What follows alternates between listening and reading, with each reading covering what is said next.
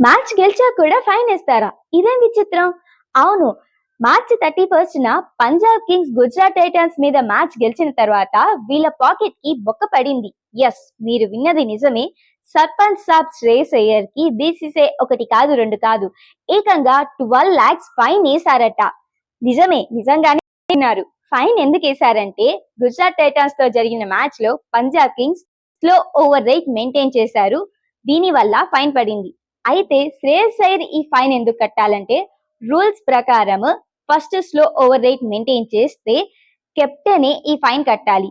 ఒకవేళ ఈ slow over rate second time కూడా రిపీట్ అయితే అప్పుడు 12 lakhs కాస్త 24 lakhs ఫైన్ అవుతుంది.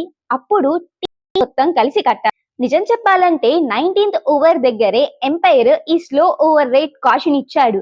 కానీ మన హర్షదీప్ సింగ్ ఉన్నాడు కదా, లాస్ట్ ఓవర్ ని ఇంకా స్లోగా వేశాడు. దాంతో 12 lakhs ఫైన్ పడింది. ఇంతకీ మీ ఫేవరెట్ ప్లేయర్ ఎవరు? శ్రేయస్ అయ్యరా లేదా శుభ్మన్ గిల్లా? కమెంట్స్ లో చెప్పండి. అలాగే ఇలాంటి ఇంట్రెస్టింగ్ వీడియోస్ కోసం ఎంపీటీ క్రికెట్ ఛానల్ ని సబ్స్క్రైబ్ చేసేసుకోండి. Thank you for watching.